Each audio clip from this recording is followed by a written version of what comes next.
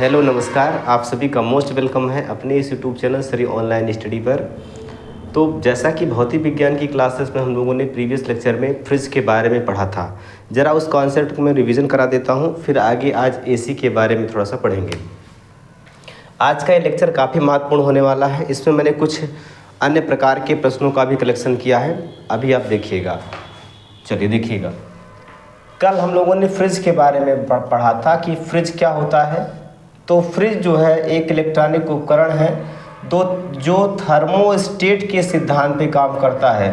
Thermostat का मतलब यही होता है ताप को स्थिर बनाए रखना। थर्मोस्टेट का मतलब क्या होता है? ताप को स्थिर बनाए रखना। तो ये फ्रिज है, ये किस सिद्धांत पे काम करेगा? तो ये थर्मोस्टेट के सिद्धांत पे काम करेगा। मतलब ताप को फिक्स रखना। कितना ताप फिक्स रखा जाता है? 4 डिग्री सेल्सियस। तो फ्रिज का सामान्य ताप कितना होगा? 4 डिग्री सेल्सियस। फ्रिज में फ्रीजिंग विंडो ऊपर क्यों बनाई जाती है? ये फ्रीजिंग विंडो है। ये क्या है? फ्रीजिंग विंडो है। फ्रीजिंग विंडो ऊपर क्यों बनाई जाती है? ताकि यहाँ की गर्म हवा ऊपर जाके ठंडी होती रहे। क्लियर? फ्रिज में कोई सामान खराब क्यों नहीं होता? क्योंकि 4 डिग्री सेल्सियस टेम्परेचर पर कोई भी जैव रासायनिक क्रिया बैक्टीरिया के द्वारा नहीं हो पाती है, जिस नाते फ्रिज में रखा हुआ सामान खराब नहीं होता। फ्रिज का दरवाज़ा खोल देने से जो है किसी बंद कमरे के टेम्परेचर पर क्या प्रभाव पड़ेगा? जैसे मान लीजिए कोई बंद कमरा है, उसमें फ्रिज रखा हुआ, उसका दरवाज़ा खोल देंगे तो फ्रिज उस कमरे को गर्म कर देगा। ठीक है ना? फ्रिज का दरवाज़ा खोलने से कमरे का ताप क्या होगा? बढ़ जाएगा। तो ये सब सवाल यहाँ पर पूछे जाते हैं फ्रिज से संबंधित। चलिए, इसमें कूलेंट के रूप में फ्रियान या सीएफसी का यूज़ किया जाता है, तो इसको भी याद रखना है। आज हम बात करेंगे एयर कंडीशनर की, एसी की। एयर कंडीशनर क्या होता है? एयर कंडीशनर जो है किसी कमरे के तापमान, आर्द्रता और नमी तीनों को मेंटेन करता है। देखिए भाई, समझिए, जैसे हम पंखा चलाते हैं तो पंखा से हमको क्या मिलता है? पंखा से केवल और केवल हवा मिलती है, और हवा जब हमारे पसीने को वाष्पीकृत करती है तो हमको ठंड का एहसास होता है।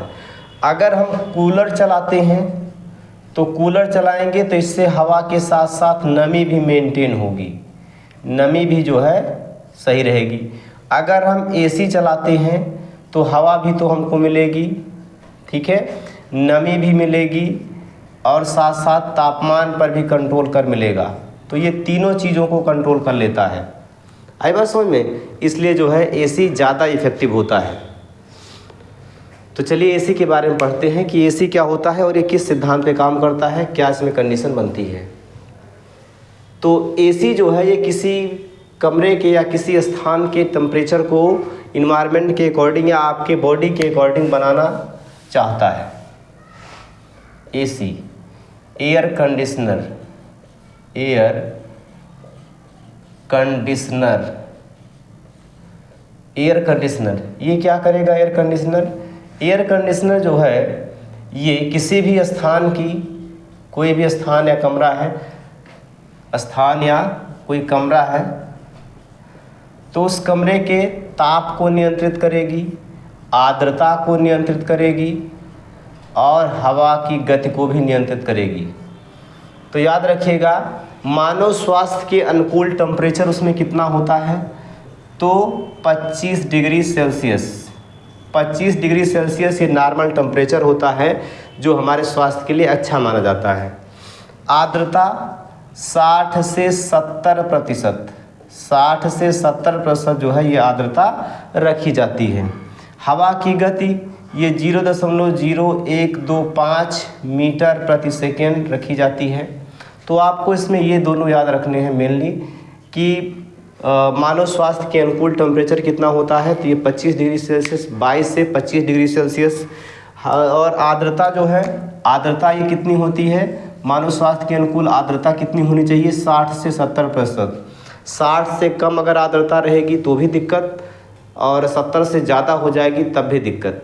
ठीक है, तो इन सभी को मेंटेन करने के लिए किसका यूज किया जाता है? एयर कंडीशनर का, एसी का यूज किया जाता है।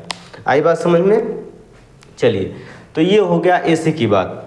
एसी में कूलेंट के रूप में, प्रशीतक के रूप में। जैसे एसी कैसे लगता है भाई, दो प्रकार के एसी होते हैं, एक स्प्लिट एसी होता है, दूसरा विंडो एसी होता है।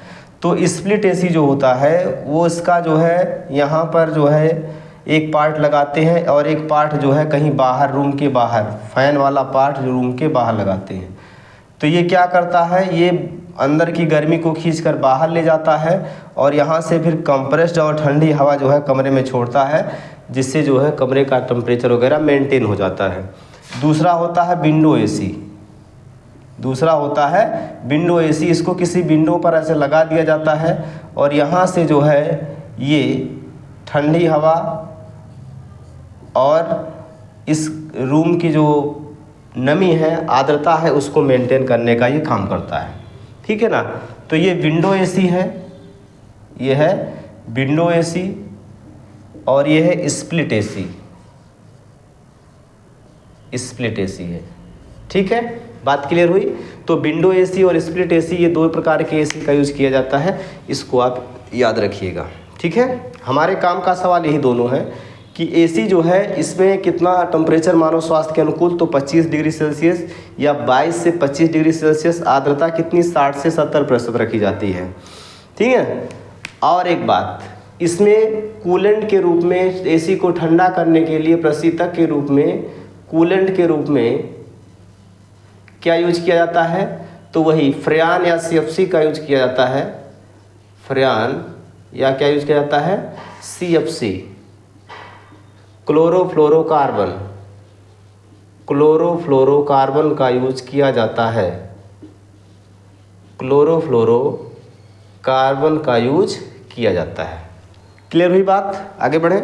चलिए आगे हम बात करेंगे जो है, ये तो हो गया बहुत सारी बातें। आगे हम बात करने वाले हैं वाष्पीकरण पे। वाष्पीकरण पर आधारित बहुत सारी घटनाएं हमारे एग्जाम में पूछी जाती हैं। चलिए उस टॉपिक को शुरू करते हैं। वाष्पीकरण क्या होता है, वेपराइजेशन, पानी का भाप बन के उड़ना क्या कहलाता है, वाष्पीकरण कहलाता है। अब वाष्पीकरण पे कौन कौन सी घटनाएं पूछी जा सकती हैं, तो देखिएगा। वाष्पीकरण बहुत इंपॉर्टेंट टॉपिक है। वाष्पीकरण, वेपराइजेशन।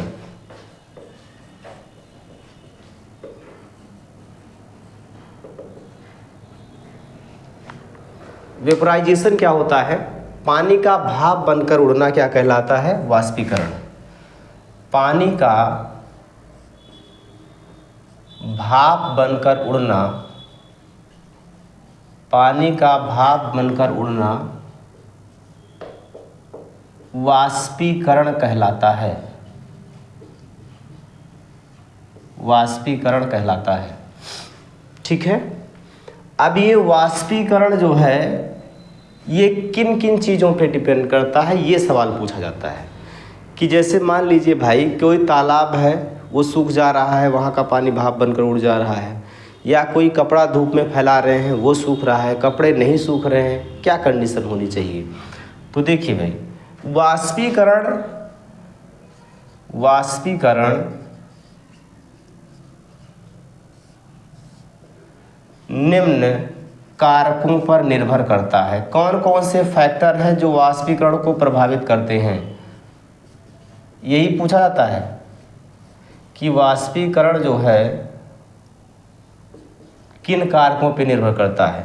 तो सबसे पहले तो टेम्परेचर पर, ताप अगर अधिक है तो वाष्पीकरण क्या होगा, तेजी से होगा। दूसरा आर्द्रता, नमी, आर्द्रता या इसको नमी कहते हैं। नमी अगर अधिक है तो वाष्पीकरण कम होगा, नमी कम है तो वाष्पीकरण तेजी के साथ होगा। तीसरा हो जाएगा जो भी वस्तु है या उसके सतह का क्षेत्रफल। पानी कहीं भर के रखा हुआ है तो आप एक काम करिए, एक गिलास पानी लीजिए, उसको गिलास में भर कर रख दीजिए धूप में। एक गिलास पानी लीजिए, उसको थाली में उलट कर रख दीजिए धूप में। कौन जल्दी सूखेगा, थाली वाला। क्यों, उसकी सतह का क्षेत्रफल अधिक हो गया है। तो द्रव के सतह का क्षेत्रफल, द्रव के सतह का क्षेत्रफल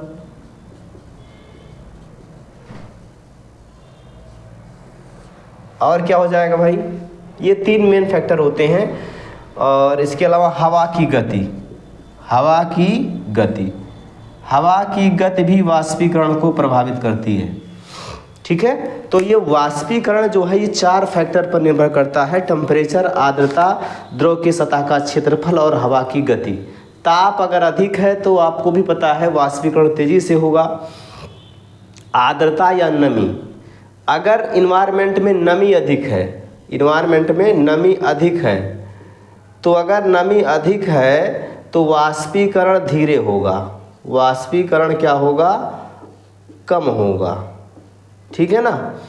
अगर टेम्परेचर अधिक है, ताप अधिक है, तो वाष्पीकरण भी क्या होगा, ताप अधिक है तो वाष्पीकरण भी तीव्र होगा। और अगर ताप कम है तो वाष्पीकरण भी क्या होगा, कम होगा।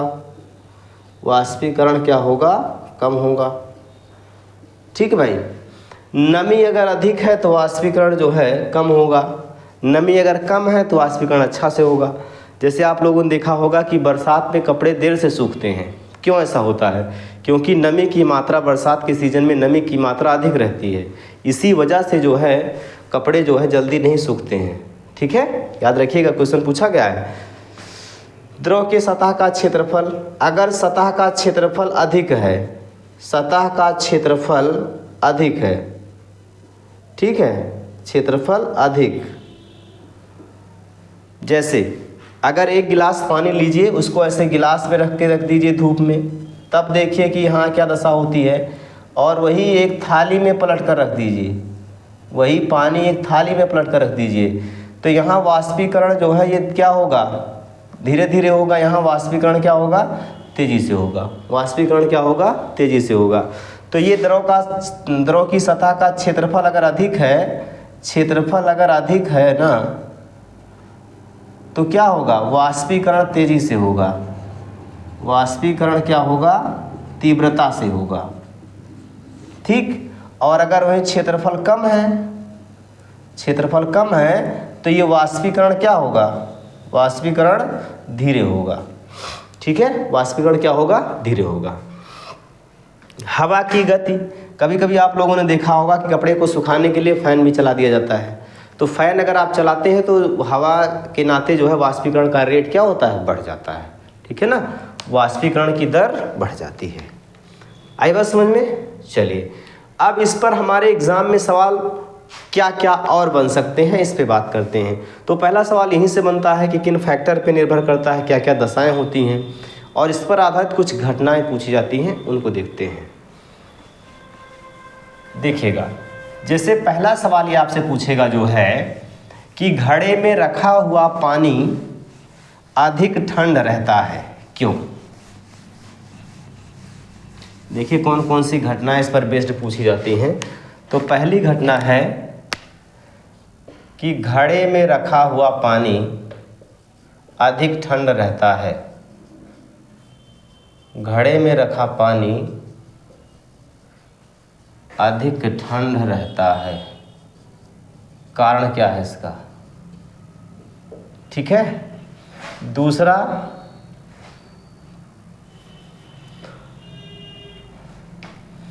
पसीना सूखने पर ठंड का एहसास होता है। पसीना सूखने पर ठंड का एहसास होता है, ठंड का एहसास होता है। ठीक। तीसरी घटना ये हो जाएगी कि स्प्रिट, जैसे सैनिटाइजर हाथ में लगाइए तो अधिक ठंड लगता है, क्यों। स्प्रिट या सैनिटाइजर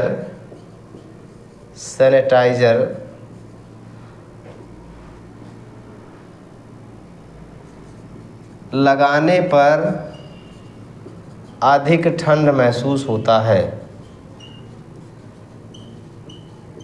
ठीक भाई। अगला क्या पूछेगा, वर्षा ऋतु में कपड़े देर से सूखते हैं। वर्षा ऋतु में कपड़े देर से सूखते हैं, कारण क्या है। ठीक। तो सबका कारण यही है वाष्पीकरण से संबंधित। क्या क्या देखिएगा, जैसे घड़ा है कोई, अब इस घड़े में रखा हुआ पानी जो है ये काफ़ी समय तक ठंडा बना रहता है या अधिक ठंडा बना रहता है, कारण क्या है?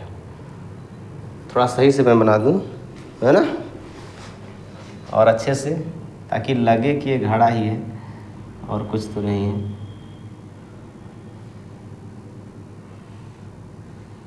ये है घड़ा, ठीक, ये क्या है? घड़ा है। अगर जो है इसमें पानी भरा हुआ है तो ये पानी की छोटी छोटी बूंदें जो है, पानी की छोटी छोटी बूंदें रिस कर इस घड़े के ऊपर आ जाती हैं।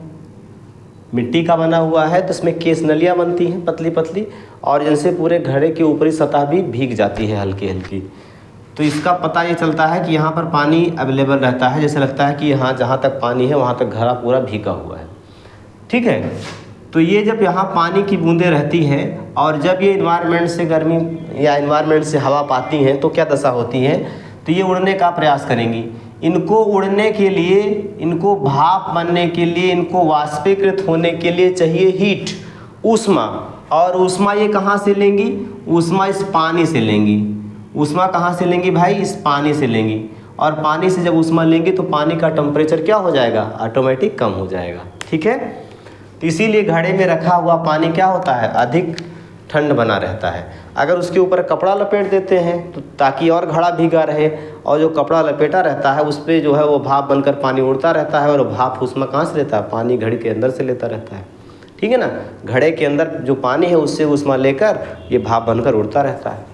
चलो अगला समझो कि पसीना सूखने पर ठंड का एहसास क्यों होता है।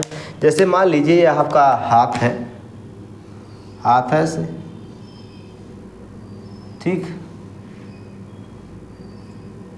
और पसीना हुआ है, पसीना हुआ है, पसीने की बूंद यहाँ पर उपस्थित है, ये सब पसीने की बूंदें हैं। जब पंखा चलाएंगे आप ना तो ये पसीने की बूंदें जो है ये भाप बनकर उड़ेंगी, भाप बनकर उड़ेंगी। और ये भाप बनकर उड़ने के लिए ऊष्मा कहाँ से लेंगी? आपके बॉडी से लेंगी, आपके शरीर से लेंगी। तो ये जो है आपको ठंड का एहसास कराएंगे। जितने तेज़ी के साथ आपके स्किन से पसीना उड़ेगा उतनी अधिक आपको ठंड लगेगी।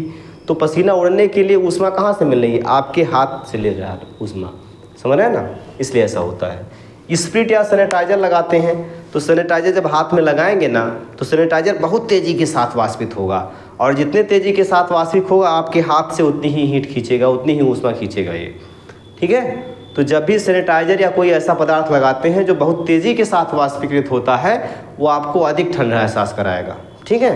कारण क्या है? कोई भी चीज़ जितनी तेज़ी के साथ वाष्पित होती है उतनी ही अधिक उसको हीट चाहिए, उतनी ही अधिक उसको ऊष्मा चाहिए, और ऊष्मा वो कहाँ से लेगी? जिस वस्तु पर वो लगाई गई है, ठीक है।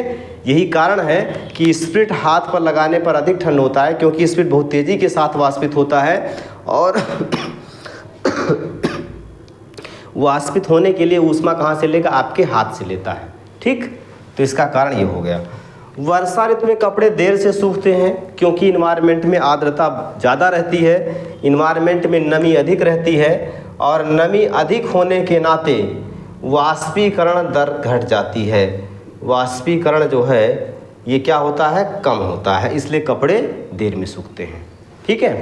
तो ये वाष्पीकरण पर आधारित घटनाएं हो गई। ये कई बार एग्ज़ाम में पूछा गया है, इसलिए इसको आप आराम से याद करिएगा। कोई दिक्कत होगी तो हमसे जो है कमेंट बॉक्स में पूछिएगा। थैंक यू सभी को।